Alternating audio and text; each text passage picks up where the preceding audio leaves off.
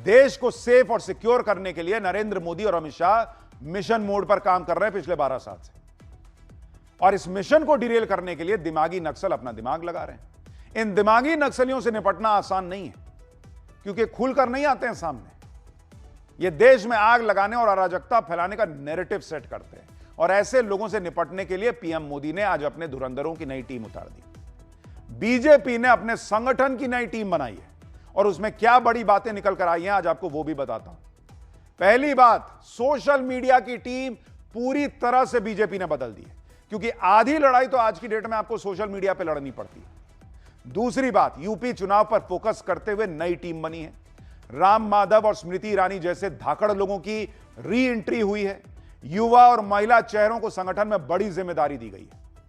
यानी बीजेपी ने अपने संगठन में रीस्टार्ट का बटन दबा दिया है।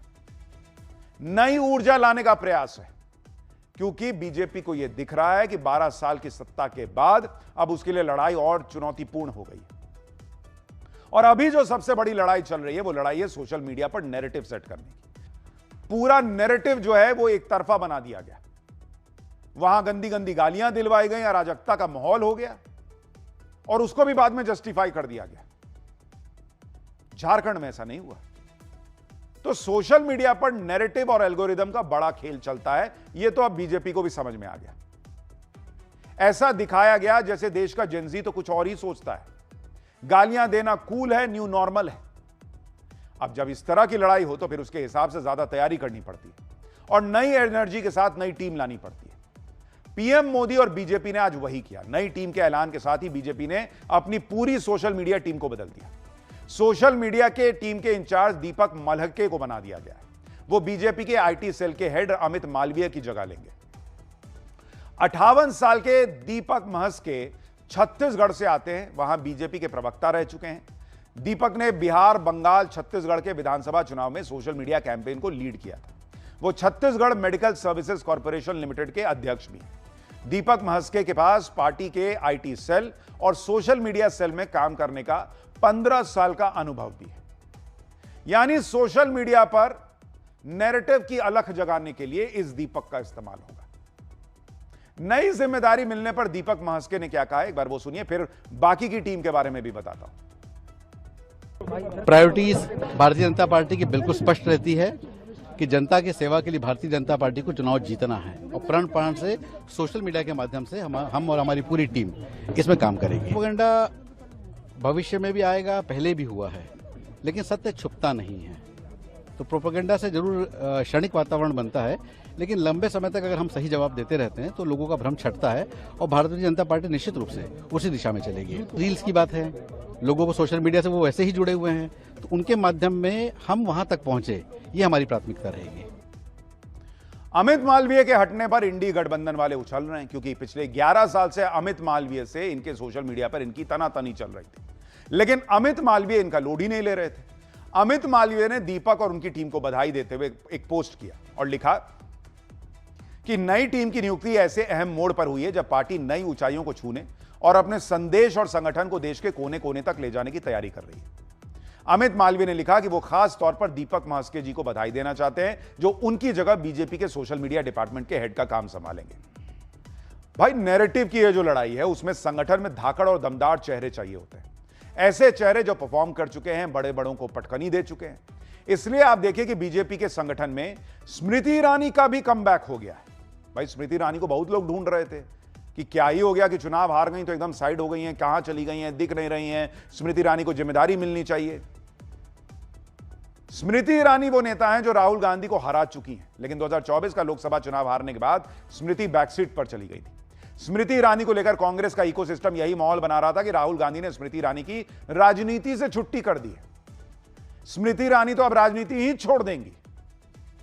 एक कार्यक्रम में स्मृति ईरानी पीछे खड़ी थी, पीएम जो है वो मिल रहे थे लोगों से, उसका एक ऐसा वीडियो बना के दिखा दिया गया जैसे पीएम ने एकदम उनकी तरफ देखा ही नहीं, अब तो खत्म है इनका करियर बीजेपी में।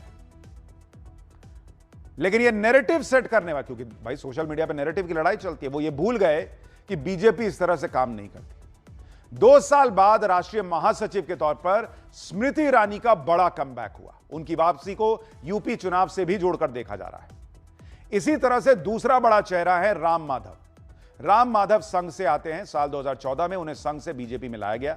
वो राष्ट्रीय महासचिव थे। अमित शाह के अध्यक्ष रहते हुए उन्हें जम्मू कश्मीर और नॉर्थ ईस्ट के राज्यों का प्रभारी बनाया गया। असम में राम माधव के रहते हुए पहली बार बीजेपी की सरकार बनी।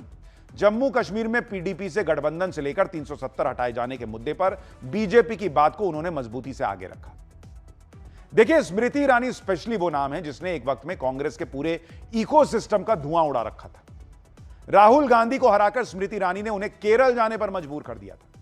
इसलिए स्मृति ईरानी की वापसी से इंडी गठबंधन वाले तनाव में होंगे, क्योंकि स्मृति ईरानी जो है ना, वो लोड नहीं लेती है नैरेटिव क्या बन रहा है उनके खिलाफ। बहुत मेहनती नेता हैं। और नई जिम्मेदारी मिलने पर स्मृति ईरानी ने पोस्ट किया ट्विटर पर और लिखा कि संगठन की सेवा और योगदान देने का यह अवसर मेरे लिए निष्ठा और समर्पण का विषय है। राष्ट्र प्रथम की भावना को साकार करने और विकसित भारत के संकल्प को साकार करने हेतु आधारशिला के रूप में कार्य करने हेतु प्रतिबद्ध हूं। प्रधानमंत्री जी के सतत प्रेरणा और सानिध्य, राष्ट्रीय अध्यक्ष जी समेत शीर्ष नेतृत्व, पार्टी के वरिष्ठ जनों द्वारा मुझ पर जताए गए विश्वास के लिए हृदय से आभार और अभिनंदन।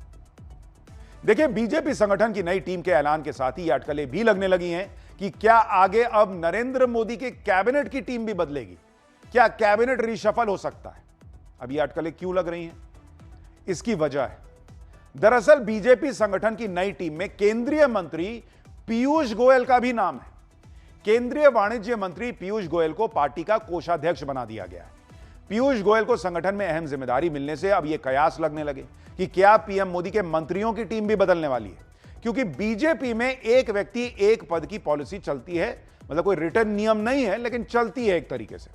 इसलिए सवाल उठ रहे हैं कि क्या पीयूष गोयल अगर कोषाध्यक्ष बन रहे हैं, संगठन में लाए जा रहे हैं, तो क्या मंत्री पद पर भी बने रहेंगे या फिर वहां से हटेंगे और इतने महत्वपूर्ण पद से हटेंगे तो क्या यह संकेत है कि कैबिनेट रिशफल होने वाला है?